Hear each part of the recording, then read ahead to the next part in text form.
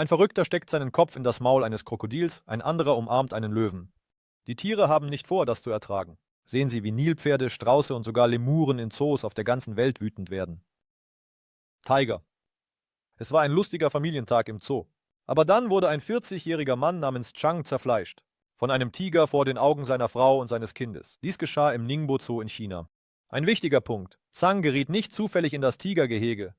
Er traf eine alles andere als kluge und sogar gefährliche Entscheidung. Um die Eintrittsgebühr zu umgehen, kletterte er nicht über eine, sondern über 2 10 Fuß hohe Mauern und einen Drahtzaun. Es ist unklar, ob Chang sich bewusst war, dass er in das Tigergehege gelangt war. Ein anderer Mann, der ebenfalls über den Zaun kletterte, entschied sich vernünftigerweise nicht weiterzugehen, aber Chang wagte es, tiefer in das Gehege vorzudringen, und genau da begannen die Probleme. Auf den Überwachungskameras war ein erschreckendes Schauspiel zu sehen. 3 Tiger, die den Mann nicht aus den Augen ließen, näherten sich ihm vorsichtig, und dann zog einer der Tiger Zhang in das Gehege. Die Zoowärter taten ihr Möglichstes, um zu helfen. Es wurden Feuerwerkskörper und Wasserwerfer eingesetzt. Der Tiger hielt weiterhin den Hals des Mannes fest. Chang wehrte sich und trat den Tiger in einem verzweifelten Versuch. Aber der Tiger, als Tiger, ließ ihn nicht so einfach los. Zeugen beschrieben die erschreckende Szene. Der Mann, ganz blutüberströmt, versuchte aufzustehen, aber das Tier warf ihn zu Boden. Erst nach einer Stunde konnten die Zoowärter Chang befreien. Unglücklicherweise, obwohl er sofort ins Krankenhaus gebracht wurde, nach einigen Stunden, er wurde für tot erklärt. Es ist schwer, nicht mit der Familie von Chang mitzufühlen, aber auch die Zooleitung bekam ihr Fett weg. Mängel im Sicherheitssystem ermöglichten einen leichten Zugang zum Tigergehege. Der Zoo wurde auch dafür kritisiert, dass er den Tiger erschossen hat. Kommentatoren behaupteten, dass das Tier instinktiv gehandelt habe. Der Vorfall wurde zu einem der meistdiskutierten Themen im chinesischen Internet. Es ist nicht der erste Fall eines solchen Angriffs in China. Im Juli letzten Jahres kam es zu einem ähnlichen Angriff durch einen Tiger. Im Badaling Wildlife Park kam eine Frau ums Leben. Und eine weitere Person wurde schwer verletzt. Ein wahrer Albtraum für jeden, der Tiere liebt. Und natürlich auch für Menschen. Aber stellen Sie sich vor, nicht nur Raubtiere können angreifen. Im ökologischen Zoo von Changsha in der chinesischen Provinz Hunan griff ein wütendes Nilpferd unerwartet einen Zoowärter an. Der Zoowärter mit einer Zigarette im Mund betrat das Gehege, wo 2 riesige Nilpferde in einem erbitterten Kampf um Dominanz verwickelt waren. Wie jeder Tierexperte sagen würde, wenn 2 territoriale Männchen kämpfen, möchte man nicht der Schiedsrichter sein. Mit einem mutigen Schritt versuchte der Zoowärter, eines der Nilpferde abzulenken. Aber anstatt die Situation zu beruhigen, wurde er selbst zum Ziel der wütenden Tiere. Der Zoowärter versuchte zu fliehen, aber er rutschte auf dem nassen Beton am Eingang aus. Gerade in dem Moment, als das Nilpferd sich zu einem vernichtenden Angriff bereit machte. Es hätte etwas Schreckliches passieren können, aber das Nilpferd hielt plötzlich inne. Es drehte sich um etwas Grünzeug zu kauen, als ob das gefährliche Pflanzenfresser eine Mittagspause eingelegt hätte. Der Wärter dachte sicherlich, dass er Glück gehabt hatte und machte sich bereit, von dort zu verschwinden. Doch das Nilpferd war noch nicht fertig. Als er versuchte zu gehen, stürzte sich das riesige Wesen erneut auf ihn. Nur durch ein Wunder entkam der Zoowärter. Erstaunlicherweise blieb er am Ende unverletzt. Dieser angespannte Moment blieb nicht unbemerkt. Die Forstverwaltung des Bezirks Chongsha nahm schnell die Untersuchung des Vorfalls auf. Sie legten besonderen Wert darauf, wann es für Mitarbeiter sicher und unsicher ist, die Gehege zu betreten. Lektion: Hüten Sie sich vor männlichen Nilpferden. Trotz ihres Rufs als schwerfällige Tiere gehören Nilpferde zu den gefährlichsten Tieren in Afrika. Sie können unglaublich aggressiv werden, wenn sie sich bedroht fühlen. Oder wenn Eindringlinge in ihr Territorium eindringen. Und ihre Bisse können tödlich sein. Das ist kein theoretisches Risiko. Ein tragischer Angriff im Kruger Nationalpark in Südafrika kostete dem Leiter der Abteilung für Umweltkriminalität das Leben. Er war mit seiner Frau auf einer Wanderung, als er von einem solchen Nilpferd angegriffen wurde. Der Changsha Ökozoo hat bereits Maßnahmen ergriffen, indem er seine Schulungen überarbeitet und verstärkt hat. Sie schwören, dass sich eine solche Situation nicht wiederholen wird. Denn es geht nicht nur darum, die Menschen zu schützen, die sich um diese unglaublichen Kreaturen kümmern, sondern auch darum, unnötigen Stress und Aggressionen für die Tiere zu vermeiden. Strauß, stellen Sie sich vor. Sie sind bei der Arbeit, machen einfach Ihre Arbeit, stören niemanden und aus dem Nichts entscheidet ein Strauß, dass Sie ein Feind sind? Genau das ist in einem russischen Zoo in Pensa passiert. Diese ungewöhnliche Begegnung löste im Internet eine Welle von Diskussionen aus. Ein Zoowärter betrat das Gehege mit den Straußen in der Annahme, dass es eine weitere routinemäßige Reinigung sein würde. Aber er wusste nicht, dass es die Paarungszeit der Strauße war und das Männchen ihn unerwartet als Rivalen ansah. Der Reinigungskraft versuchte sich mit einem Besen zu verteidigen. Der Strauß schlug ihm den Besen aus der Hand. Der arme Kerl dachte wahrscheinlich, dass die Vögel ihn kennen, aber er irrte sich. Im Video ist zu sehen, wie der Mann stürzte und der Strauß ihm mehrere heftige Schläge versetzte. Für 30 Sekunden trampelt, tritt und drückt der Vogel auf den armen Kerl ein. Übrigens können diese Vögel bis zu 120 Kilogramm wiegen. Ihre Tritte können einen Schädel durchbrechen. Der wütende Strauß hielt nicht einmal bei dem Arbeiter an. In einem Moment versuchte er, seine Aufmerksamkeit auf ein Zebra zu lenken. Dann gelang es dem Mann, zu entkommen. Wie der leitende Tierarzt des Zoos erklärte, lag alles an den väterlichen Instinkten, die außer Kontrolle geraten waren. Männliche Strauße verteidigen in der Hochsaison der Fortpflanzung von Juni bis Oktober aktiv ihre Familie. Besonders wenn es um die Weibchen und ihre Eier geht. Zum Glück kam der Arbeiter nur mit einem Kratzer davon. Dies wurde durch die Untersuchung des Tierarztteams des Zoos festgestellt. Der Mann lehnte weitere medizinische Hilfe ab. Er setzte seine Arbeit wie ein echter Profi fort. Natürlich ergriff der Zoo schnelle Maßnahmen. Der Arbeiter erhielt eine Verwarnung wegen Nichteinhaltung der Sicherheitsprotokolle. Mit den anderen wurde eine Schulung durchgeführt, um ähnliche Vorfälle zu vermeiden. In die Gehege dürfen nur 2 Personen mit Sicherheitsausrüstung wie Schilden oder Stangen eintreten. Während der eine reinigt, erscheint der andere den Straußen als größeres und gefährlicheres Tier. Und machen Sie sich keine Sorgen um die Sicherheit der Besucher. Rund um das Straußengehege gibt es einen doppelten Maschendrahtzaun. Panda. Als alle Kung-Fu-Pandas sahen, dachten sie auch, dass Pandas eigentlich, nun ja, überhaupt keine Kampftiere sind. Fälle im Zoo beweisen das Gegenteil. Das geschah eines Morgens im belebten Zoo von Chongqing. Eine 9-jährige Panda namens Ding Ding beschloss, einen kleinen Wutanfall zu bekommen. Alles wegen eines versehentlichen Schlages auf die Pfote. Es war etwa 9 Uhr morgens. Die Wärterin erledigte ihre Arbeit und ahnte nicht, dass gleich Chaos ausbrechen würde. Sie bemerkte nicht, dass die Tür des Geheges offen geblieben war. Aber Ding Ding bemerkte es und versuchte, schnell zu entkommen. Vermutlich in den hinteren Teil ihres Zuhauses oder um außerhalb des Geheges spazieren zu gehen. Aber die Wärterin ließ sie das nicht tun. Sie eilte, um die Tür zu schließen. Und zack! Sie traf versehentlich Ding Ding auf die Pfote. Ding Ding war nicht bereit, das einfach zu verzeihen. Sie stürzte sich auf die Wärterin. In den nächsten 40 Sekunden gab es einen angespannten Kampf. Ding Ding warf sich mit ihrem ganzen Gewicht auf die arme Wärterin. Sie drückte sie zu Boden und biss sich sogar in ihre Hand fest. Die Wärterin blieb trotz der Begegnung mit den wütenden Kiefern von Ding Ding erstaunlicherweise unverletzt. Die Panda, nachdem sie etwas Dampf abgelassen hatte, verlor nach ein paar Sekunden das Interesse und trottete davon. In diesem Moment schaffte es die Zoowärterin, zur Tür zu rennen. Sie ging ins Krankenhaus, wo die Ärzte bestätigten, dass es ihr gut geht. Der Zoo versprach ebenfalls, das Verhalten von Ding Ding genau zu beobachten und bestätigte später, dass die Panda normal ist und lebt, sodass alles gut ist, was gut endet. Es gab auch andere Fälle von Angriffen. Pandas, trotz ihres niedlichen und weichen Aussehens, haben große Zähne. Wie alle Bären. Sie haben eine furchterregende Beißkraft und scharfe Krallen. Obwohl Pandas Pflanzenfresser sind, weichen sie nicht zurück, wenn sie sich bedroht fühlen. Tatsächlich gab es auch frühere Fälle von Panda-Angriffen. Einmal biss ein Panda einen Mann und danach benötigte er eine 7-stündige Operation. Und vergessen wir nicht die Besucher des Pekinger Zoos, die in die Panda-Gehege gefallen oder geklettert sind. Für sie endete alles mit Verletzungen an Armen und Beinen, die Hauttransplantationen erforderten. Die Reaktion der Pandas ist auch verständlich, aber hoffen wir, dass das nächste Treffen von Ding Ding mit der Tür etwas weniger stürmisch verläuft. In der Tat, was ist ein Panda ohne Ruhe und Frieden? Löwe. Denken Sie nicht, dass alle derartigen Vorfälle in chinesischen Zoos passieren. Der Zoo von Santiago in Chile wurde durch einen der verrücktesten Vorfälle berühmt. Ein seltsamer Sprung eines jungen Mannes in das Löwengehege löste Empörung und hitzige Debatten aus. Das Drama entfaltete sich an einem belebten Samstagmorgen. Franco Luis Ferrada. Ein 20-jähriger Mann kletterte irgendwie auf das Dach des Löwengeheges, schlüpfte an den Absperrungen vorbei und betrat das Gehege.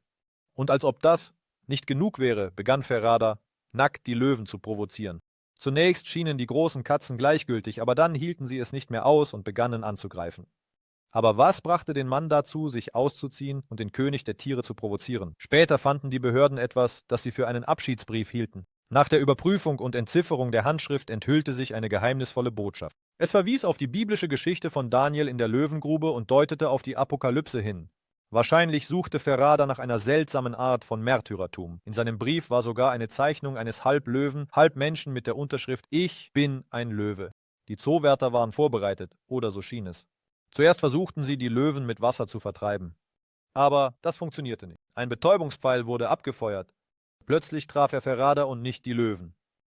Die Zoowärter waren gezwungen, einen entschlossenen Schritt zu machen und mit scharfer Munition zu schießen.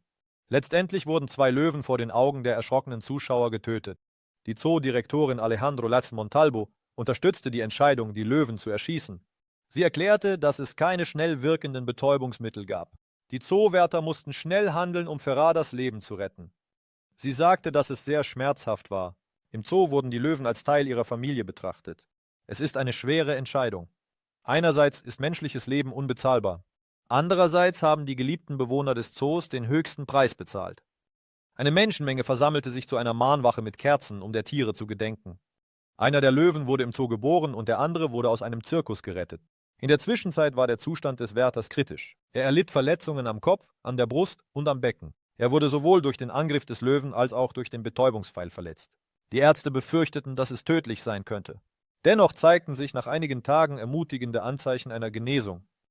Nach dem Vorfall brach in Chile Empörung aus. Viele forderten die Schließung des Zoos. Der Zoo von Santiago stand schon lange in der Kritik. Ihm wurde vorgeworfen, schlechte Haltungsbedingungen für die Tiere und unzureichende Sicherheit zu bieten. Die Löwen sind zweimal ausgebrochen, ein Puma randalierte, nachdem er in die Freiheit gelangt war. In der Einrichtung gab es alles. Von einem betrunkenen Mann, der in das Gehege der Schimpansen fiel. Zum Glück stahlen die Schimpansen nur seine Schuhe. Bis zur Rettung eines Elefanten aus einem Graben mit Hilfe eines Krans. Einige behaupten, dass der Tod der Löwen hätte vermieden werden können, wenn der Zoo effektivere Protokolle zur Bewältigung gefährlicher Situationen gehabt hätte. Andere weisen darauf hin, dass das eigentliche Problem darin besteht, wie wir mit Menschen umgehen, die mit psychischen Störungen kämpfen. Krokodil. Ein völlig anderer Vorfall ereignete sich im Zoo von Thailand. Aber auch hier näherte sich der Mensch unnötigerweise dem Raubtier.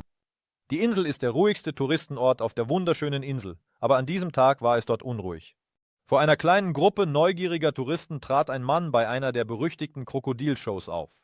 Er kniete sich neben das riesige Krokodil. Das Reptil lag völlig regungslos da. Vielleicht wartete es einfach auf sein Mittagessen. Der Mann hatte 2 Holzstöcke in den Händen. Er schwang sie selbstbewusst vor dem gereizten Maul des Krokodils. Die Zuschauer beobachteten interessiert. Aber dieser mutige Darsteller reizte das Krokodil nicht nur mit den Stöcken. Er entschied sich, seinen ganzen Kopf in das Maul zu stecken. Er war ruhig, während sein Kopf im Maul des Krokodils war. 10 Sekunden lang stieg die Spannung. Plötzlich war die Geduld des Krokodils am Ende. Es klemmte den Kopf des Mannes in seinen Kiefern ein. Die Zuschauer schnauften auf. Der Mann schrie auf. Das Krokodil begann ihn zu schlagen und zu schleudern wie eine Stoffpuppe. Das ist keine Zirkusnummer. Danach lag der Mann vor Schmerzen auf dem Boden. Und das Krokodil glitt zurück ins Wasser, als wäre nichts geschehen. Aber für das Opfer war das nicht der erste Vorfall dieser Art. Vor der Show teilte dieser Mann seine Geschichte über den Umgang mit gefährlichen Tieren. Er erzählte von seinen früheren Verletzungen und zeigte sogar seinen fehlenden Finger. Man stelle sich das vor. Und trotzdem entschied er sich, seinen Kopf in das Maul des Krokodils zu stecken. Die Born Free Foundation kritisiert solche Shows nicht ohne Grund. Ihr Vertreter machte deutlich, dass solange es direkten Kontakt zwischen gefährlichen Wildtieren und Menschen gibt, in Gefangenschaft solche Vorfälle unvermeidlich sind. Krokodile sind wilde, unvorhersehbare Tiere. Sie können Menschen tödliche Verletzungen zufügen. Es ist an der Zeit, solchen idiotischen Shows ein Ende zu setzen, sowohl für die Tiere als auch für die Menschen, sagte er. Bär. Aber auch Versuche, sich um Wildtiere zu kümmern, können in einer Katastrophe enden. Ein weiterer Vorfall aus Thailand zeigt dies deutlich. Ein 36-jähriger Mann wollte den Bären füttern, aber nicht mit sich selbst. Naifum und 4 seiner Freunde machten sich auf den Weg zu einem abgelegenen Tempel in der ländlichen Provinz Phetchabun. Die Gruppe reiste dorthin, um ein kleines Heiligtum zu sehen. Aber ihr Besuch nahm eine düstere Wendung. Sie erfuhren von einem Bären, der in einem winzigen Gehege mit Mönchen lebte. Der Tempel bat um Spenden, um die Tiere zu füttern. Sie hielten auch ein paar Dutzend Wildschweine. Naifum, als er von den schlechten Haltungsbedingungen des Bären hörte, lehnte sich an die Wand des Geheges.